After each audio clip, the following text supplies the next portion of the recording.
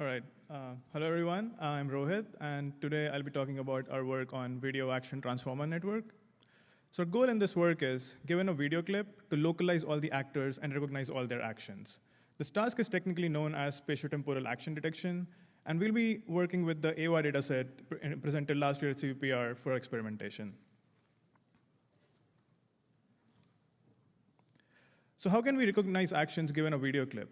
The standard solution would be something like faster RCNN, where we start with an input video clip, we extract some 3D convolution features from it, we can then extract out the center frame features and pass it through a region proposal network to get potential actor locations, and then for each of these locations, we can extract a representation using an ROI pooling operation. Now the question is this representation good enough to recognize this person's actions? Well, to some extent, that cannot be the case. Recognizing actions often requires looking beyond just the person. For instance, to recognize that this woman is holding an object and that she's listening to a person, or that the other person is watching another person, we need to focus on the other people and the objects in the scene. So going back to the original architecture, the question now is, how do we encode this context? So we propose a self-attention-based solution by repurposing the transformer architecture. We use the initial actor representation from ROI pool to extract our regions from the full video representation that are relevant to this actor. So in detail, we start with the initial video representation and project it into a key and a value embedding by a simple linear projection. We then use the actor representation to do a dot product attention over the keys, and then use that attention to do a weighted sum of the values. At a high level, this can be thought of as doing a dictionary lookup over the video context to find regions in the video that are relevant to this actor. We then add these features back to the original actor features, pass it through a few more layers, and get an updated actor representation. At a block level, you can think of it as an action transformer block that takes an initial actor representation, encodes the video context, and gives you an updated actor representation. So going back to the original architecture, we can plug back these action transformer blocks back in after the initial actor representation along with the video features. Each of these will generate an updated actor representation that we concatenate at each layer. And then we can add another layers of these action transformer blocks, and they can be organized arbitrarily. And here I'm showing the 2x3 configuration that we use through most of our paper. The final feature can then be trained for classification and regression loss, exactly the same way as faster RCNN. And we refer to this head as our action transformer head.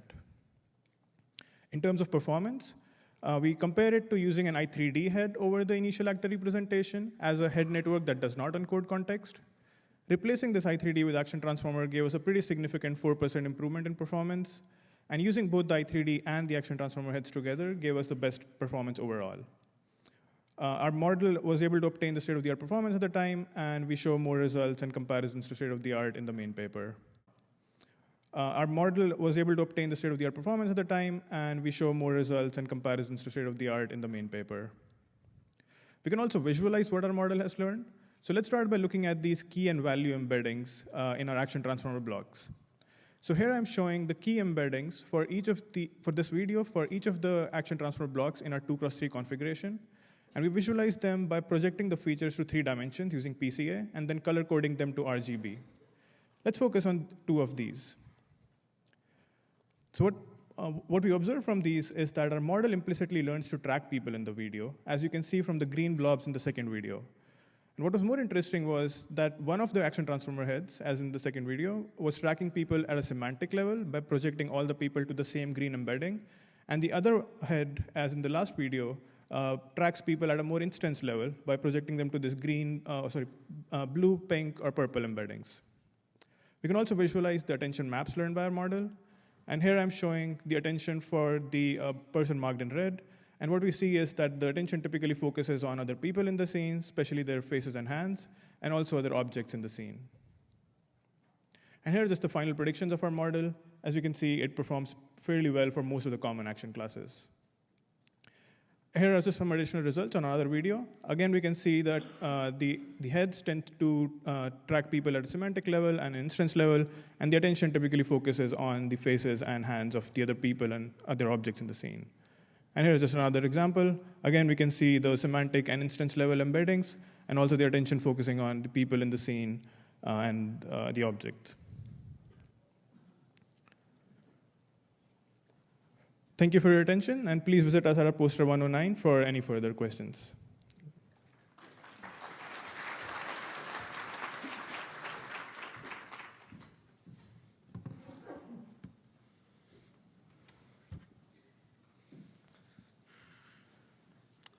Hi all, I'm Stratis Gavves, and I'm here to present our work on timeception for complex action recognition focusing on long videos. This work is done together with my student Noureldien Hussein and Arnold Smeulders from the University of Amsterdam. Unfortunately, Noureldien, like all other students in our lab, didn't manage to get a visa, so we'll be presenting instead.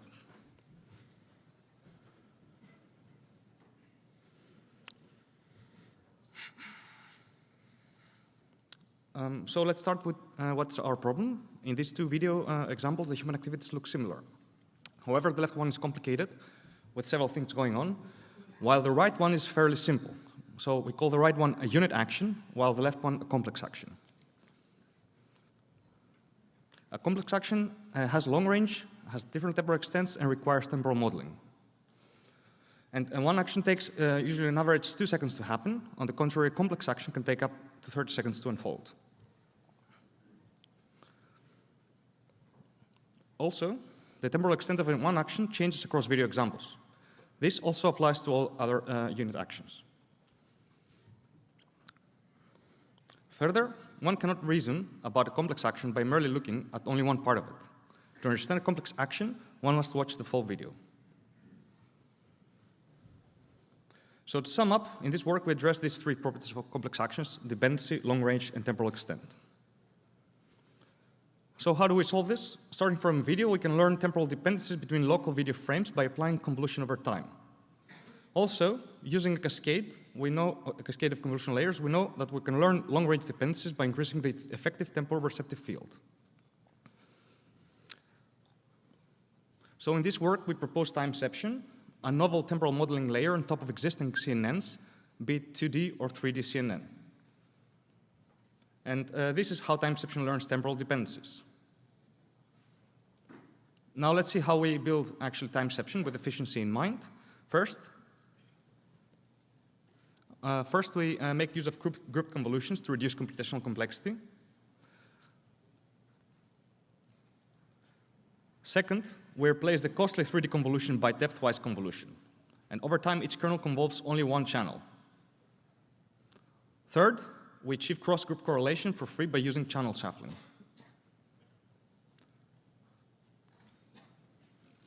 So thanks to this efficiency gain, we can stack up to 4 layers of timeception on top of existing CNNs, either 2D or 3D. Now, the good thing is that timeception scales almost linearly when adding more layers. And this is how we manage with timeception to achieve long-range modeling. Inside the temporal convolution module, timeception replaces the fixed size kernel by multiple scale counterparts, either by changing their kernel sizes or dilating rates. And so inside the temporal convolution model, we use depthwise convolution to model time at different scales, followed by dimensionality reduction.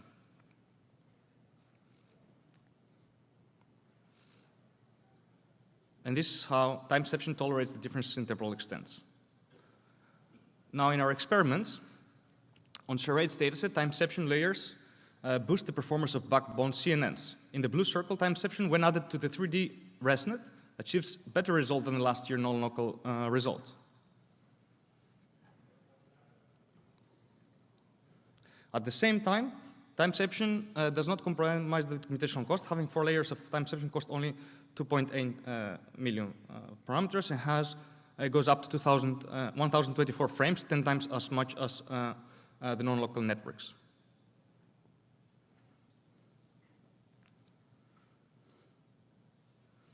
Also, timeception improves monotonically as the network goes deeper, so we achieve the same result regardless of the backbone architecture. Also, we observed that the multiple scale kernels of timeception outperform their fixed size counterparts. So, if you're interested in longer videos and complex action, up to 30 seconds or more, please read inside timeception and drop by our poster. And of course, all code, trained models, and results are available on our GitHub. Thank you.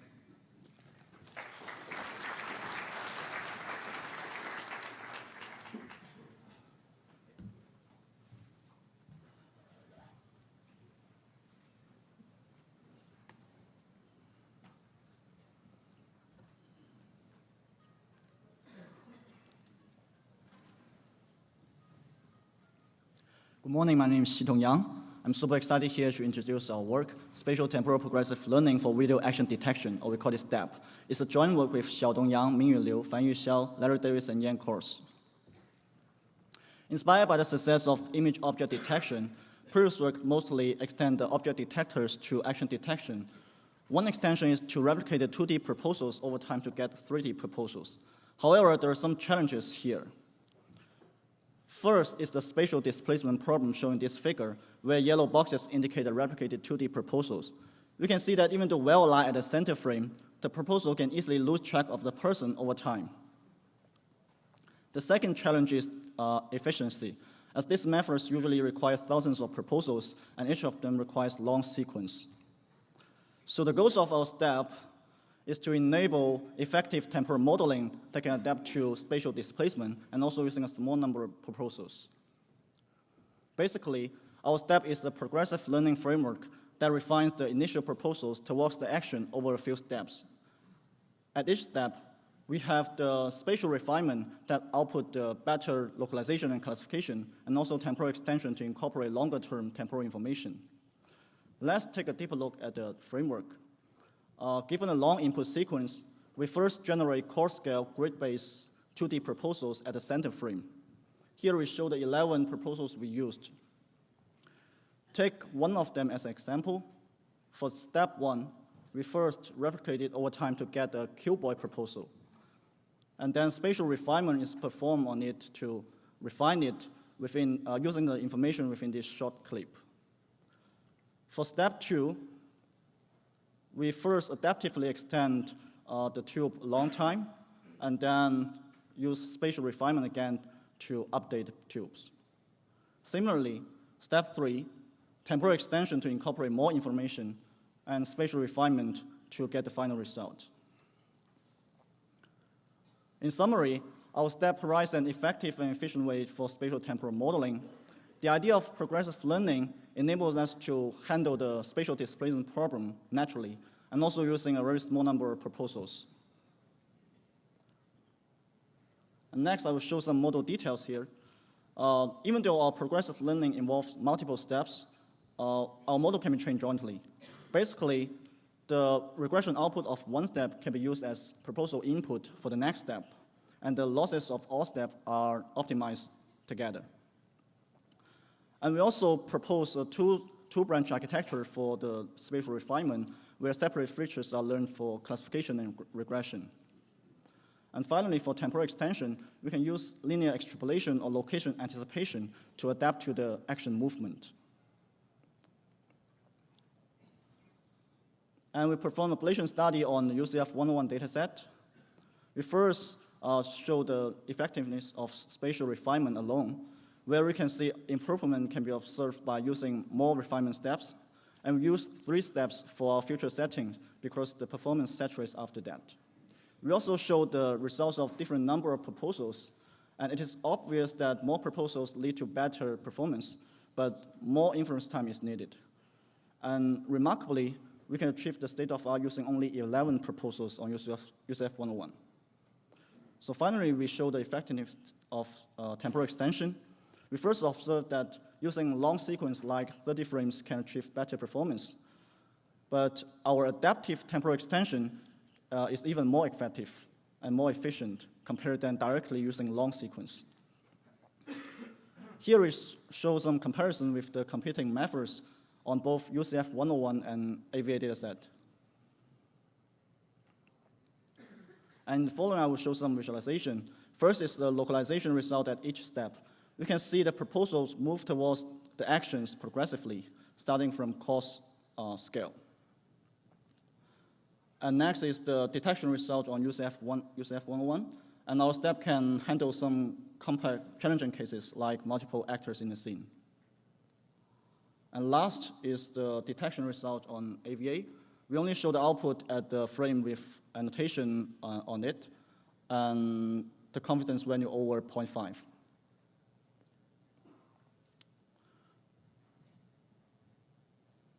So thank you very much for listening, and welcome to our poster for more information. Thank you.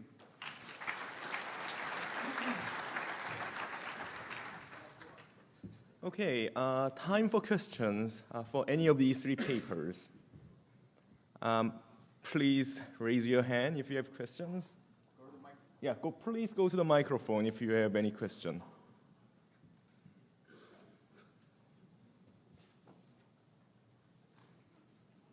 Really? No question for any of these 3 papers? Seriously? Okay. Maybe things are very clear. So, it's my duty to ask questions. So,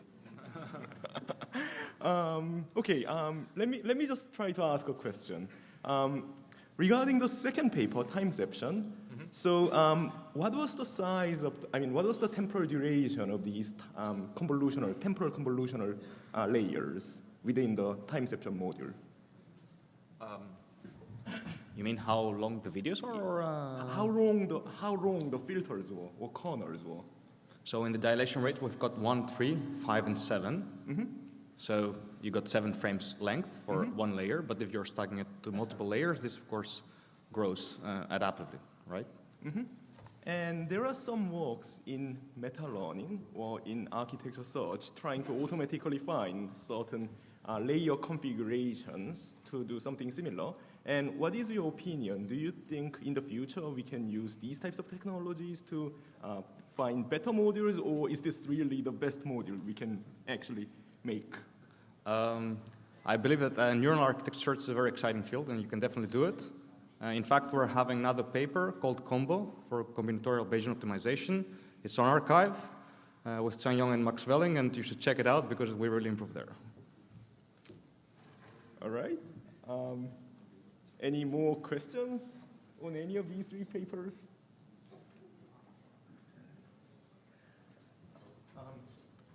Can you go to the microphone?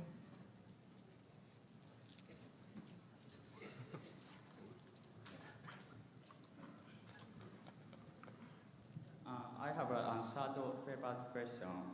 So, if we do you use more long time videos? So the accuracy is higher or not? Sorry, I didn't get the question. Can you say it again? Okay. And you use the series of the images. So if you have more longer images, so you can get more high accuracy or not? Okay, high what? High Yeah. Yeah, using more temporal information, you can get better accuracy, yes. Why not? Because using longer sequence, you can have more temporal context. Yeah, thanks. Sorry, we're out of time. We'll proceed to the next 3 papers. Thank you. Let's thank the speakers once more.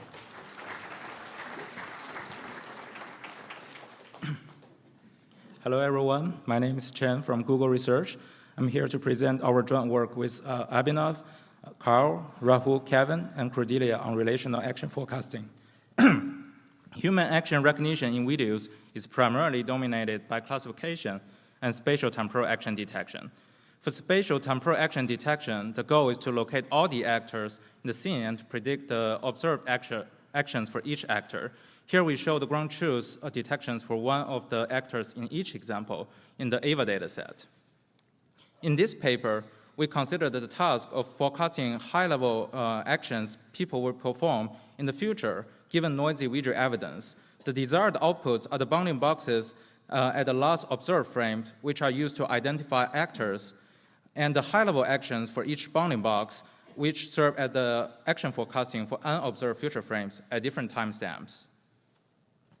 Action forecasting is an important task. It has wide applications, such as for self-driving cars or human-robot interaction. It's also an interesting research topic which goes beyond visual recognition and requires high-level temporal reasoning to solve.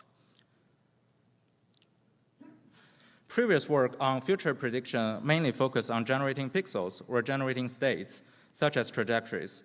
Although the quality of pixel generation has improved dramatically over the past few years, it is arguably solving a much harder task than necessary. On the other hand, Many trajectory-based approaches assume static cameras or the ground truth human detections are already provided, where our task is to detect both the actors and anticipate their future actions from challenging datasets with many camera motion and scene cuts. We built our system on top of the two-stage fast RCN detector. The first stage is a region proposal network that generates a large set of candidate actor proposals in terms of 2D bounding boxes on a single frame. We then extract visual features using a 3D CNN to encode spatial and temporal information. We then crop out the features inside the 2D bounding boxes for all actor proposals using ROI pooling. To predict future actions, we model the action dynamics of individual actors using RNNs. The hidden states of each RNN is initialized with the cropped visual features, and the predicted actions at time t are decoded from the hidden states at the corresponding timestamps. Many actions involve interactions among actors, such as hugging and kissing. To capture such interactions, it is important to model the relations between different actors. Motivated by the recent success on relational reasoning, we combine graph neural networks with recurrent models. We treat each actor as a node and use the RNN's hidden states as the node features. In practice, the number of actors are not known beforehand, neither are the graph structures. We therefore propose to learn discriminative relations, which assigns higher weights to edges that are more useful to action recognition and prediction. We call our model a discriminative relational recurrent network. Our model is jointly trained to optimize action localization and anticipation losses. We assign lower weights for steps further into the future as the prediction tasks become more challenging. We evaluate the performance of action anticipation on the AVA dataset. Results show that our proposed model outperforms baseline dynamics and relation reasoning models. We found the actions with biggest gains are those involving interactions among different actors. We also visualized the highest weighted edges and found them often corresponding to other actors. Here, the actors being classified is rendered in yellow, and the most discriminative relations are rendered in blue.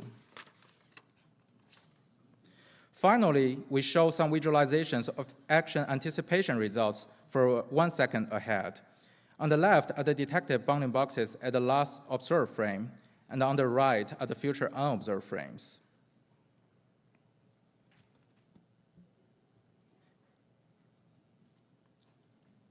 We also inspect the typical failure modes. One challenging case is when the duration of the last observed action is hard to predict. In the top example, the model predicts the man will get up, but he stays in kneeling position for the next several seconds. Another failure mode is when there are multiple possible futures.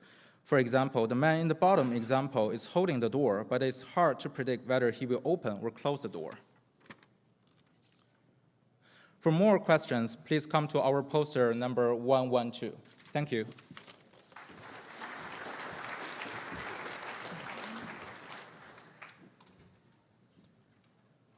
Hi. In this paper, we introduce long-term feature banks for detailed video understanding. This is a joint work with Christoph, Haoqi, Kai-Ming, Philip, and Ross. So in the past 15 years, video understanding has improved a lot.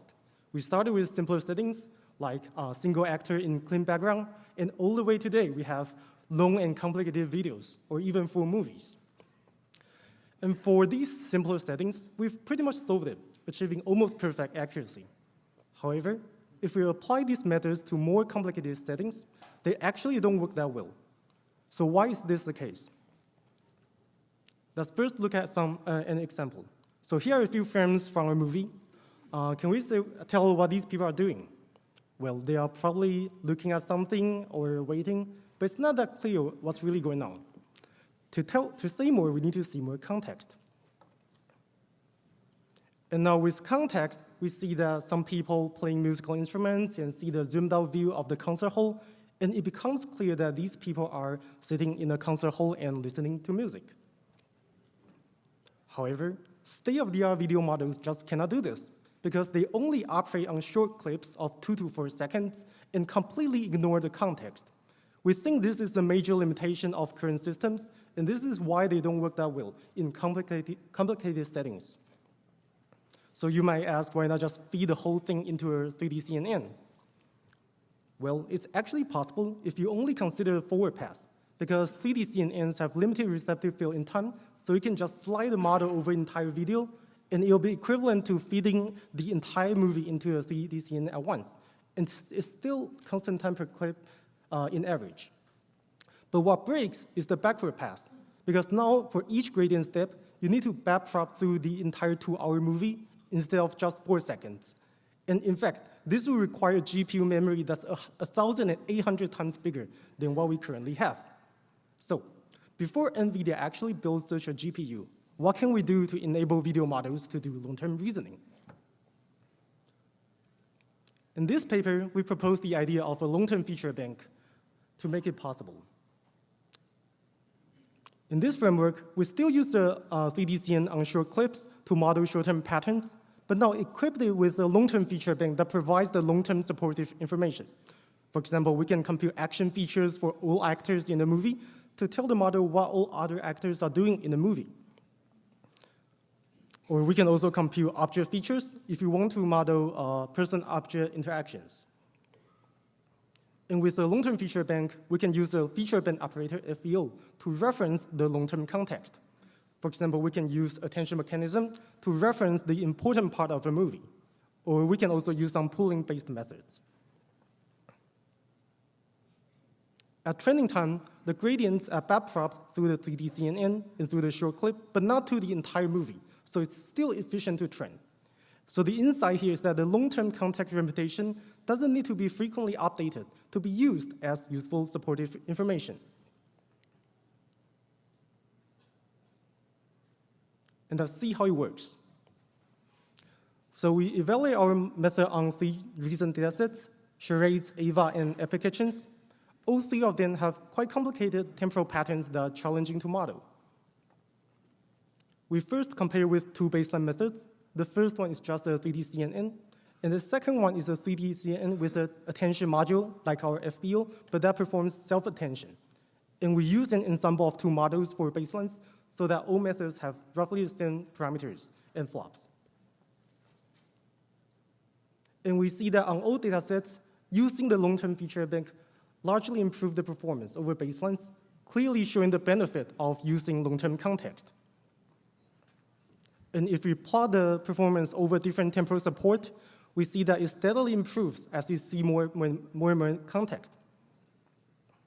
But if we increase the temporal support of baseline methods by subsampling, it actually gets worse.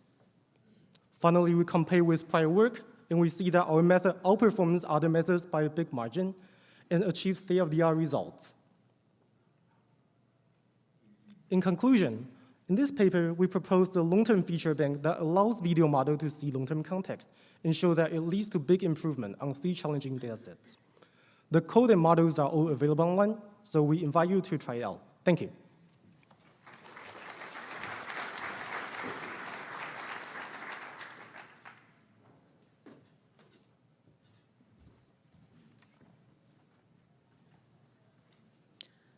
So first off, I should say I am not the author of this work. I am here to present on behalf of the author, Dr. Yuke Lee, who unfortunately could not make it to CVPR this year due to visa issues. Forecasting a future path refers to discerning an unknown upcoming trajectory by accessing records of prior movements. It entails effectively and efficiently processing the complex spatial dependencies and temporal dependencies. One issue that has been challenging for the task of path forecasting in dynamic scenes is the multimodal nature of the future. Namely, given a set of historical observations, there will be more than one probable future. For instance, we can see 3 possibilities here based upon the perceived histories.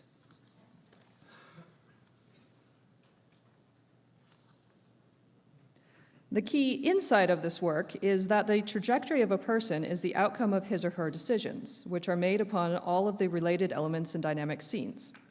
Exploring the latent decision leads to a richer understanding concerning the multimodality of future paths at a certain semantic level.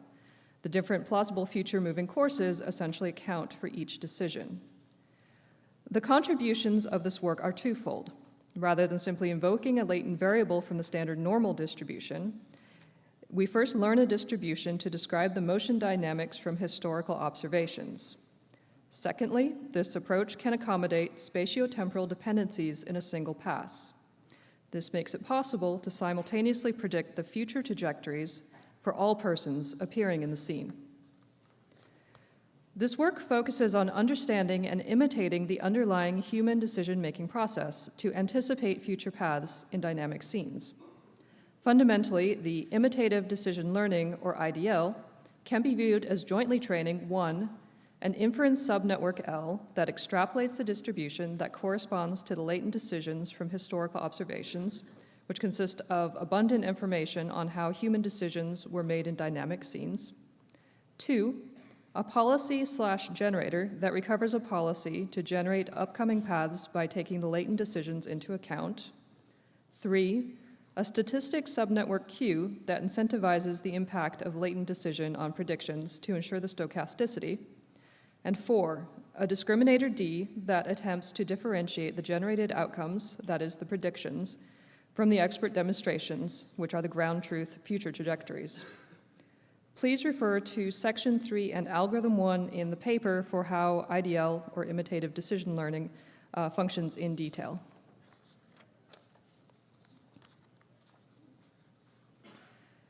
This slide gives an exemplar result on the Stanford Aerial Pedestrian Dataset. Following the same experimental settings employed by DESIRE, or Deep Stochastic IOC RNN Encoder-Decoder Framework, we opt in the best average displacement error and the best final displacement error as the metrics for justifications. These two metrics are reasonable since they address to measure if the ground truth is approximated within a diverse set of multiple predictions. This figure suggests that the probability of forecasting the true future increases by creating more plausible upcoming futures, as it is more likely to obtain a prediction that is closer to ground truth. During the experiments, we find that the proposed IDL incurs remarkable advantages against other methods with generating 50 rollouts. Please find the detailed quantitative results in the paper.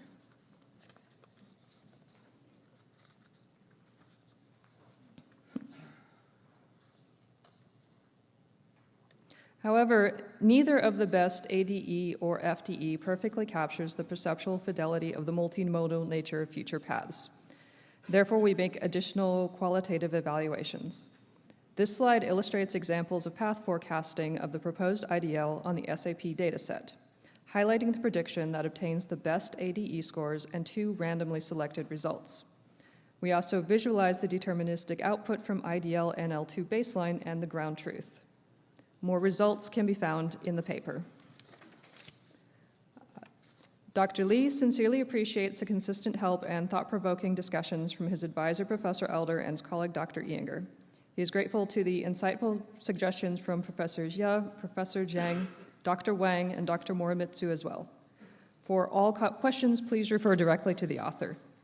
And thank you for your attention.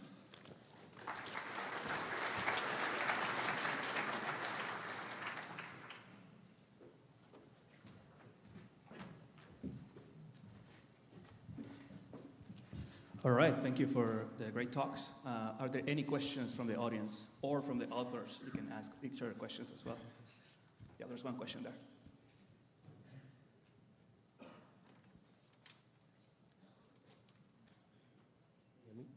Yep.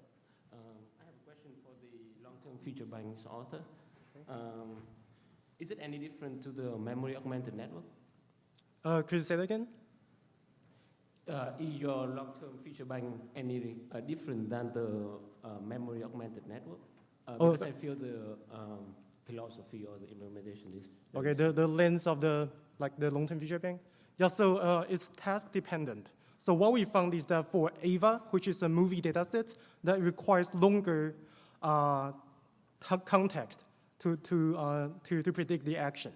But for like applications, which is like cooking, it in general requires a bit shorter, like 20 to 30 seconds or so. And for charades, we didn't observe that much of a temporal pattern, and the optimal one is around like 15 seconds. So I think it's like depends on like how complicated the task is. Yeah, I guess I My question is on the relation between your work and the memory augmented network. You know about the memory augmented network?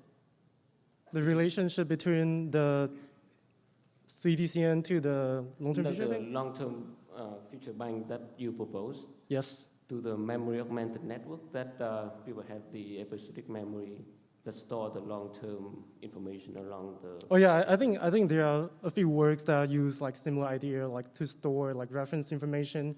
Yeah, and we show that it also works for action recognition. I think it's quite related ideas. And I have a short question for the relation action forecasting author. You didn't say much about your graph building, but is it a fully connected graph, or how do you decide on the edge?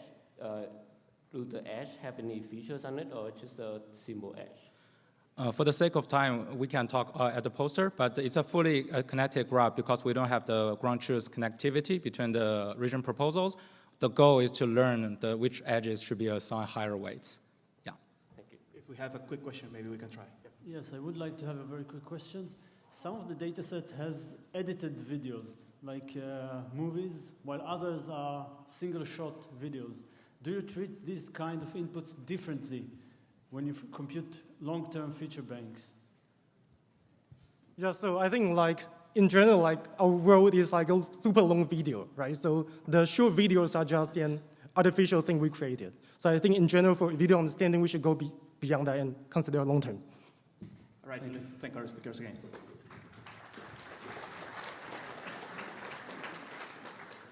Hi everyone, my name is Paritosh Parmar, and today I'm going to present what and how well you performed a multitask learning approach to action quality assessment. The task of action quality assessment involves quantifying how well an action was performed.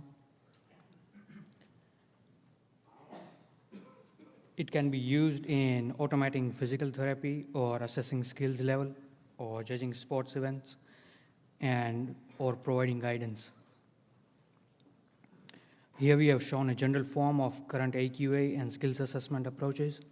The training data consists of pairs of action samples and the corresponding ground truth action quality scores. These approaches use only a single score to train the network using some sort of regression or ranking loss functions. Our argument is that a single label may not be sufficient to characterize a complicated action, which might be limiting the performance of the current approaches.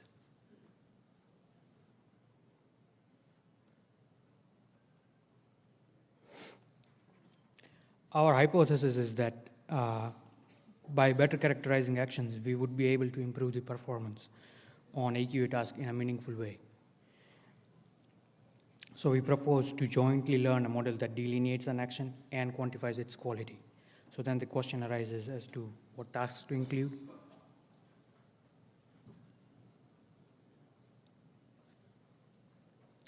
To answer this, let's revisit AQA, which by definition is a function of what action you performed and how well you performed that action.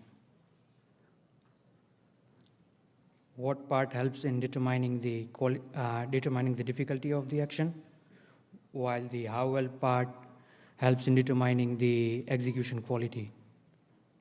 What part is represented by fine-grained action class, while verbal commentary given by experts during the event broadcasting represent the how well part. So in our multitask learning approach, recognizing an action in detail forms the first auxiliary task, while generating commentary or AQ-oriented captioning forms the second auxiliary task. And the main task is AQ scoring.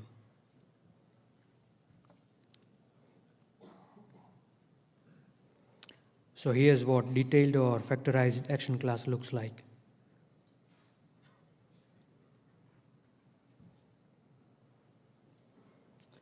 And commentary consists of good and bad points of the performance described verbally.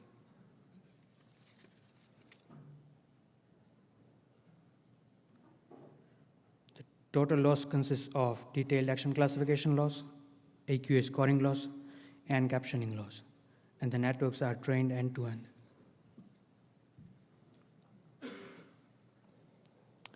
To evaluate our approach, we released a novel MTL AQA dataset, which is the largest AQA dataset yet, consisting of 1,412 samples from 16 FINA-regulated events.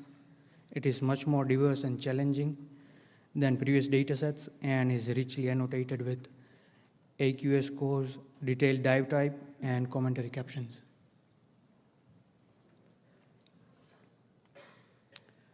We consider two different architectures to show the effectiveness of MTL over STL. Here's our first MTL architecture.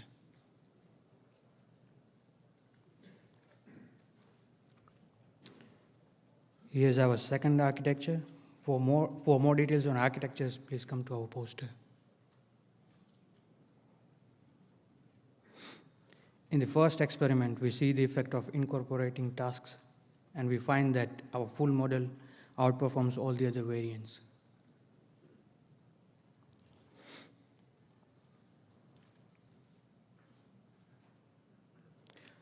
Secondly, we compare the performance against various existing segment-agnostic and segment-specific methods, and we find that our MTL approach outperforms by 5.5 and 2% respectively.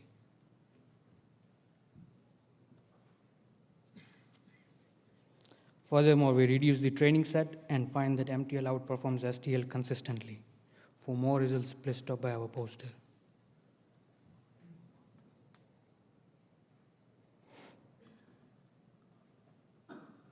And our poster number is actually 115. There's an error. It's not 116. Thank you very much.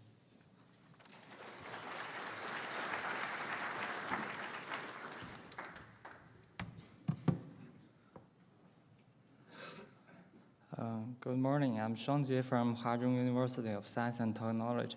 This work is collaborated with Tensor AI Lab. Our work is multi-hyperset propagation for video object segmentation, which named MHP VOS. Semi-supervised video object segmentation is the task to automatically segment the objects of interest in a video given the annotations in the first frame, called VOS for short. In VOS task, target objects are general and non-thematic. VOS is still challenging in object mission and association problems. Taking casuals in Gavves 2017 dataset as a challenging sample, the right image is a result from previous support. These four casuals have the same appearance and revolve around in video. In the second example, the smaller object near the large object is incorrectly segmented to the larger one. Most previous work rely on graded storage, making decisions for each frame individually. So in this paper, we propose a novel approach to default the decision making. Our approach is in the same spirit as multi-hyperset tracking. We first obtain bounding box proposals for target objects from mass RCN, and then construct the proposal propagation tree. For each target object, the tree starts from a ground truth mass in the first frame and will be extended by appending children proposal in the next frame. To avoid calculations pollution, an n-scan pruning stage is applied to remove branches that are far from the best hypothesis. Through this recurring process between tree building and branch pruning, we can obtain the best propagation track. Then the segmentation mask for each object is obtained by mass propagation and merging. Next, we illustrate our multi-hyperset propagation algorithm at time k. To build the hyperset tree, we need to get most close proposal in next frame to be the child nodes. First, we get proposals by computing the RU score with all leaf nodes. Only proposals whose RU score larger than the threshold can get in.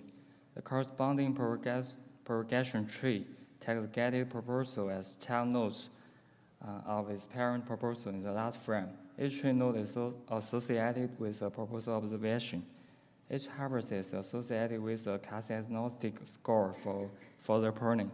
The score consists of motion score and mass propagation score.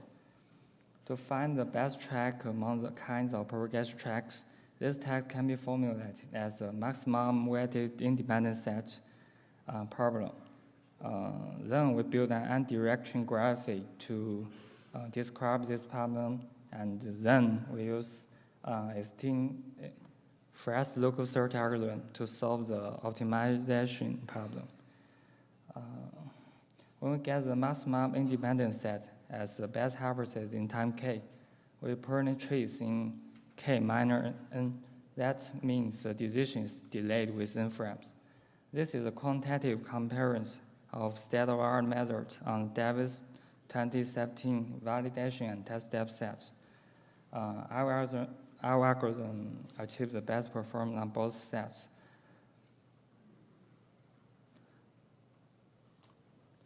And this is a per sequence result of the mean metric of J and F on the Davis 2017 test step set, which is the state-of-the-art on most all the videos.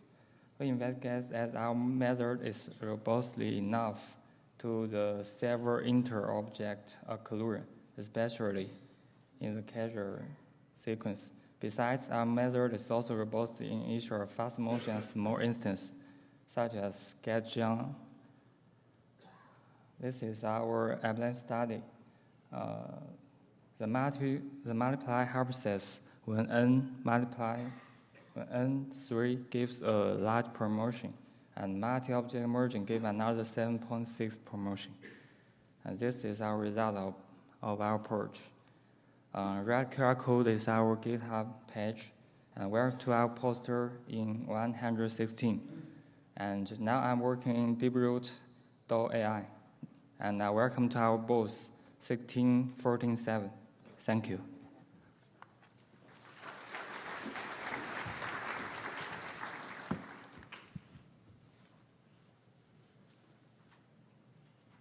All right. Good morning, everyone. I'm Rohan Gao. Today, I'm very excited to present our latest work on audio-visual learning, 2.5D visual sound. This is joint work with my advisor, Kristen Grauman.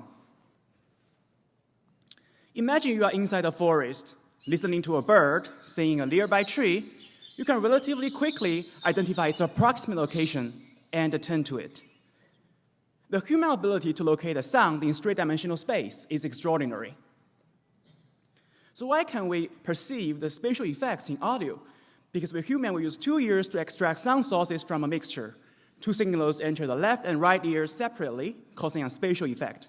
There are 3 main cues for spatial hearing: interaural time difference, which mainly comes from the different patterns around head, and interaural level difference, which mainly comes from the head shadowing of the far ear, and the pinna reflections change spectral detail, which also contributes to spatial effect. However, spatial effects are absent in monaural audio, as you can hear from the previous video, because audio is played from a centralized speaker in this room in a monaural way. So our idea is to lift the single-channel monaural audio to binaural audio, which has both the left channel and right channel, to mimic human hearing. And we'll achieve this by leveraging visual cues in videos. Although we cannot sense the locations of the sound by listening to the monaural audio, the accompanying visual frames of the monaural audio do contain the object and scene configurations. And we can anticipate what we would hear if we were personally in the scene by inference from the visual frames. So why do we want to infer binaural audio? Such a system can be a very useful tool to upgrade audio. We can enhance the listener's audio experience by inferring binaural audio. Moreover, the predicted 2.5D visual sound is a better audio representation that can improve audio separation. Specifically, we formulate a self-supervised learning task given binaural audio with a left channel, right channel. We mix audio, and to get its audio spectrogram. But the visual frames contain the spatial cues. So we design a mono to binaural deep network that takes the spectrogram and the visual frame as input to predict the binaural audio. And at test time, we only need a mono audio as input to infer 2.5D visual sound.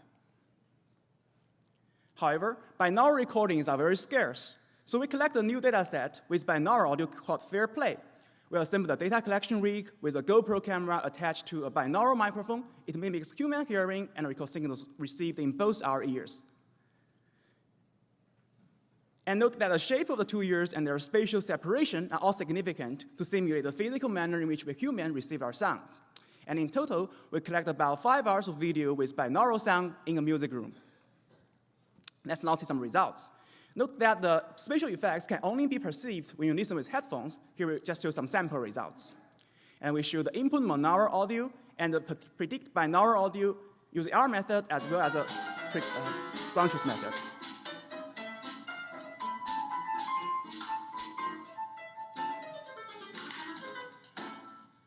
Please visit our project page for more examples of realistic spatial effect. Apart from this fair play dataset, we also evaluate on an existing ambisonics dataset, which contains videos of street scenes and random YouTube videos of travel, sports, etc. Here we show some quantitative results. And across all the datasets, our method achieves the best binaural prediction results on all the 4 datasets.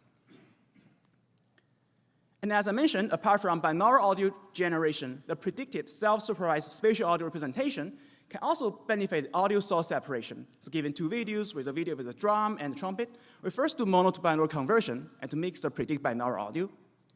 Here's the sound. And then we use the video information to guide the separation to separate the sound for the drum and the sound for the trumpet.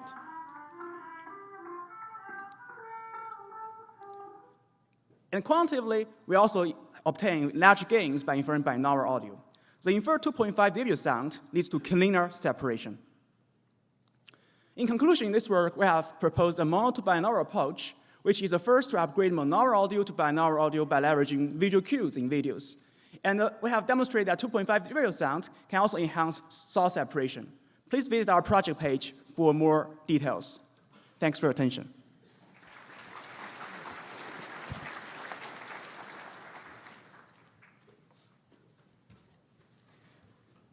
All right, we have time for questions from the audience. I have a question. For the first paper, the action scoring one. Yeah. Nice work. Thank you. I'm the author of the S3D segmental 3D that you compare against. You achieved 1% performance boost. I'm just curious, for your multitask approach, is it possible to try also on segments of diving videos? And Yes, I think so. As long as you concatenate or aggregate the features, segment level features, and get like overall one representation, it should be fine enough.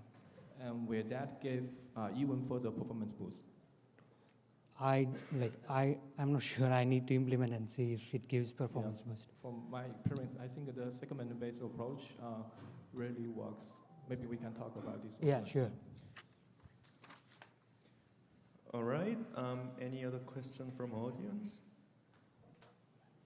Hi, for the third author, what would the difference be if you were to just train on kind of 2 separate videos with 2 sources of audio and picking which the audio source, like which pair was correct, versus actually having basically the audio come from the same video? You mean to do source separation or to do spatialization? Yeah, just the separation. So for separation, we, in our work, only tries to see whether we can use our self-supervised representation to help the traditional mix and separate separation. So in order to do separation tasks, we do training by mixing 2 videos and by using video information to guide the separation to separate the sound for each video. Yeah. Thanks. Sure. I also have a question for the third paper. So how does it actually sound if it fails? I mean, if the sounds are not really separable or something bad happens with the modem, how does it sound? If something bad happens? I mean, if it fails, how does it sound? If it fails, it will sound that the spatial effect is not realistic, right? Just maybe, for example, we have a baseline trying to flip the video frames. So if we flip the video frames, we can, if something is playing on the left, we can hear it's playing on the right. That kind of is a failure case, right? Yeah, thanks. Any other questions from the audience? We have like 10 seconds. All right, let us thank the speaker once more, and we'll jump to the next 3 papers.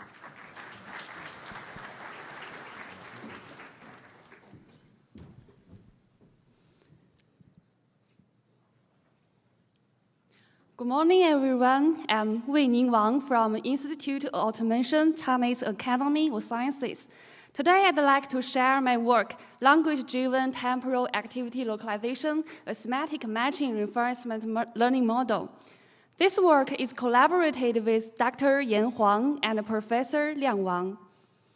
With the rapid growth of video data in the internet, understanding the content of video data is becoming increasingly important. Action classification is one of the hottest topics in this area. While in action classification, the videos are assumed to be manually pre-cut and each action ubiquitously exists in the given video. However, in real applications, videos are mostly untrimmed and contain various background segments without any action, especially in video surveillance. Thus, temporal action detection has emerged, which aims to classify and localize actions simultaneously. However, in real world, the activities may be more complex and diverse. Take this sentence for example. A person runs to the window and then look out, which contains an actor, person, two actions run and look, and an object window. So how can we localize a sequence of actions like this? Thus, we are interested in this both challenging and practical problem, namely language-driven temporal activity localization. Given a language query and a long video, the goal of this task is to determine the temporal boundary of the sentence. And this is the framework of our proposed model. The agent is based on a LSTM, which dynamically observes a sequence of video frame and outputs the temporal boundaries. Specifically, in the forward pass, the sentence is encoded by skip source, and in terms of the observed video frame, we extract global context features and semantic concept features as a visual representation. And the location is also embedded and concatenated with the visual representation. Next, the LSTM summarizes the information from historically observed video frame, and the hidden states of LSTM are concatenated with the sentence embedding to output the action and the state value. The action output is to select the next observation location, as the state value consists of a candidate detection, DT, a matching score, AMT, and a binary prediction indicator, PT. And the reward and the loss function are then calculated according to the state value. And the agent takes the termination action to stop the observation process after several time steps. In this task, it's important to correlate low-level visual information and high-level semantic information. Thus, we introduce mid-level semantic concepts into our model and correlate the visual and semantic information in a semantic matching-based manner. So, how can we predict the semantic concepts of videos? We manually build a training set by processing the existing data sets, selecting the desired concepts, and reduce the size of the vocabulary. We then learn a multi-label classification-based model and a faster RCNN-based model to predict the semantic concepts. These are two examples that our agent learned. These are the observation policies. These are the results on three benchmark data set. It can be seen that our method performs best on TA codes, carries STA, and DDMO. And our model is 6 times faster than state-of-the-art method. And this is summary. Please come to poster 118 for more details. Thank you.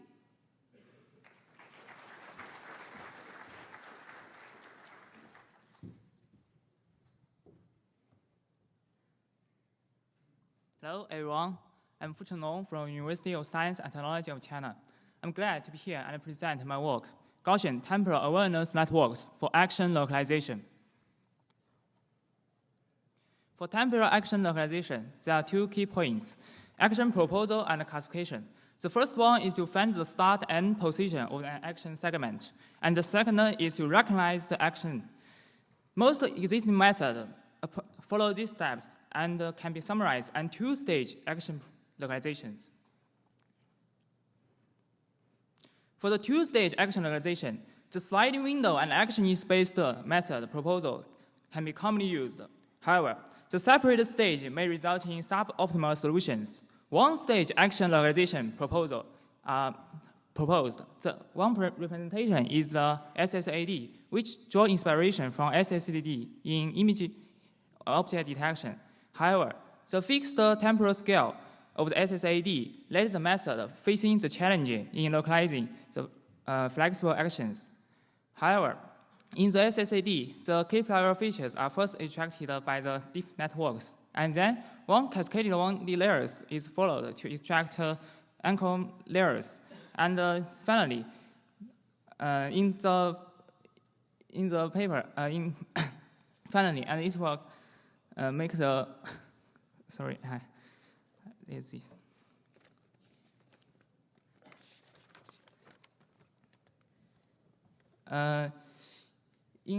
For two-stage, to address this issue, we introduce the Gaussian color to dynamically control the temporal scale of proposals in each feature map. In our condition, the width of Gaussian color is optimized on the fly, representing the temporal scale of action proposals. The contextual information is also utilized through feature pooling for boosting the following classification and reaction. The figure shows IOU, or Gaussian temporal awareness architecture. The whole network includes three parts: the base feature network, the Gaussian color, and the three losses. The base feature network is based on 3D CNN to extract key-player feature of video sequence. Then, two 1D com layers and one max pooling layer are followed to increase the temporal size of receptive fields.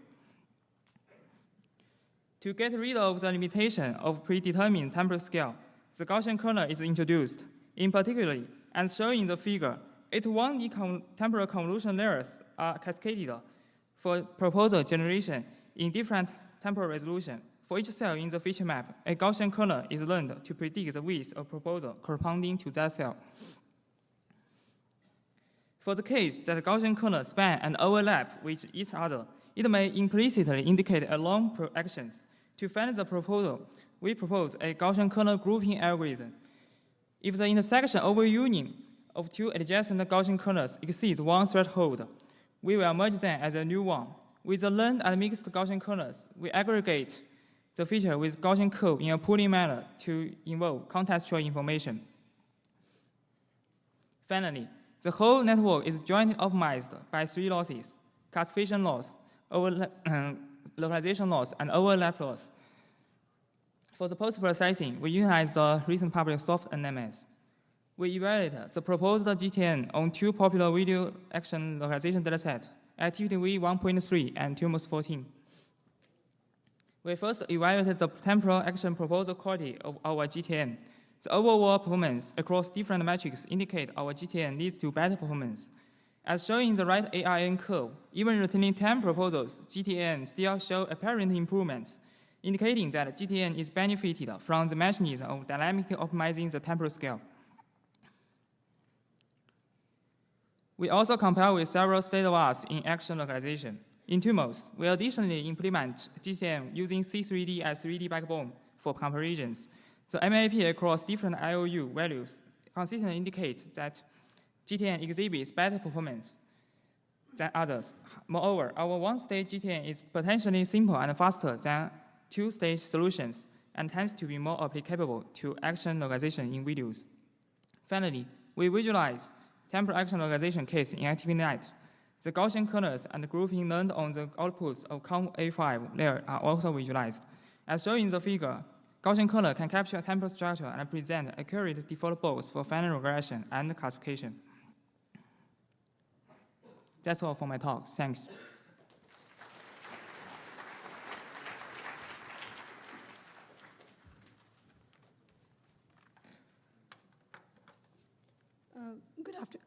Good evening, everyone. I'm Shweta Bharadwaj, and I am here to present my work on efficient video classification using fewer frames. So we'll start with the motivation for this work. Most of the existing models process all the frames in the video, but this has a problem. As the video gets more longer, it leads to more processing of the video, and it's more time consuming. Also, there is a lot of redundancy across the frames in the video, and it leads us to design models which are more computationally efficient and can work with less number of frames. So, what is the end goal here? That we should be able to deploy these models on the devices which have these memory constraints, and they are low power. So, the question that we can ask is there any scope for reducing computations? Yes. Either we can use less frames, or we can reduce the memory requirement of each frame processed by the model. So, we focus on the complementary approach of reducing frames instead of the memory requirement. And further, so there is a need to balance the trade-off between your efficiency and the performance. So we work with YouTube 8 million dataset, which is the largest and most diverse dataset for multi-label classification. And the average length of the video, which is very large in this case, makes this problem even more relevant. Please note that we have access only to the pre-extracted features for each image. So this is the standard pipeline for any video processing task. So you extract features for each raw frame. Then you combine those features using any recurrent or non-recurrent models. And you pass these single video encoding to your classifier, which whatever your end goal is at the end. So we'll talk about the proposed approach for reducing the frames. So you have a teacher network which looks at all the frames in the video, which is pre-trained in this case. Then you have a student network which looks at only few frames in the video. And to make the student learn the overall context of the video, you have a representation loss, which is shown in this figure. Further, you always have the standard knowledge distillation loss, and you combine it with the standard classification loss to compensate for the loss in accuracy. So the combination of these three losses makes you learn the overall context as well as the compensate for the accuracy. So we work with the hierarchical recurrent network, and out of all the baselines, uniform K is the best one. So we can safely use it as the student network. We have the skyline model with the gap score of 0.811, and there is still a margin for improvement from this baseline. So when we talk about the proposed networks, the best performance is achieved when we use all the loss functions in a serial training mode. So you can see that we are able to achieve a good number only using 30 frames, which is actually only 1/10 of the total frames. So this drop is actually very insignificant, and this serial mode of training is the standard knowledge distillation approach that we use. Then for the sake of completeness, we have the parallel training in which we train the teacher model on-fly mode. So for more analysis, we try to visualize the student and teacher embeddings for only top 5 most uncorrelated classes, and you can see that indeed the student embeddings are very close to the teacher. So further, for more analysis, we looked at the non-recurrent models, and we looked at the computation cost as well. In this case, if you use only 30 frames, you are able to reduce your flops by 90%, and which is good enough if you see from the practical point of view. So in non-recurrent models also, there is a standard state-of-the-art model NetVLAD. In this case also, your approach of reducing the frames works. On the top of it, we have the NextVLAD model, which is a more memory-efficient model. And in that case also, your model is pretty much able to beat the baseline. So the takeaway from whole work is that you use the idea of knowledge distillation for efficient video classification, specifically to reduce the number of frames. You work with recurrent models. You work with this works in case of non-recurrent also. This is a complementary approach on the top of memory-efficient models. And we are able to reduce flops by 90% practically, which is directly proportional to the number of frames which are processed by the network. And we managed to use only 1/10 of the frame with very minimal drop in performance. So for more details into this paper, please visit our poster. Thank you.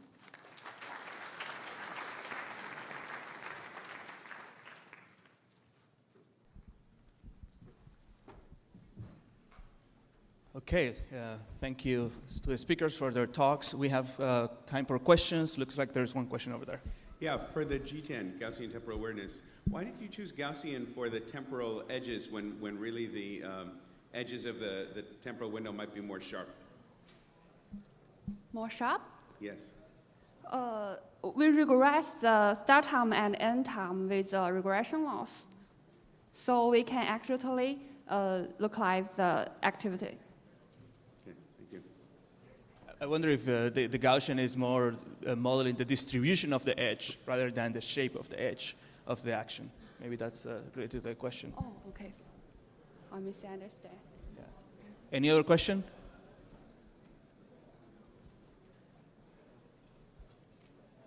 Okay, I have one more question for the last talk. It seems like your student network is learning to sample the frames or has a uniform, a fixed number of frames that it can look at the video. So I was wondering if there's any way to dynamically learn or decide how many frames to look at given the testing video. So we did not want to include any other extra computations in the network. That's why we are fixing the number of frames in the sequence. But there is a very high chance that we miss out on the global context of the video. So that's why we have an extra supervision from the teacher network. So this was the whole goal of the work, that there should not be any extra computation involved, because even to dynamically select the frames also you need some extra training and some extra network, which will definitely increase the memory imprint. I was wondering that in some cases you can get an early decision because after looking at 1 or 2 frames, it's evident what the action is. So I was wondering if there are any thoughts on that direction. So yeah, actually I agree with you. So this is like one limitation of the work, that ideally it should be like for each video you dynamically sample the frames, and so on average, so this is the nature of the data set that you span across the whole sequence, because this is a multi-label data set. So you need to look at the different portion of the video to associate with the different labels that you have in your data set. So that's why we just like comparing with all the other baselines, we chose it to be the best. So it can be replaced with any student network on the top of it. Excellent, thank you. Well, let's thank our speakers once again.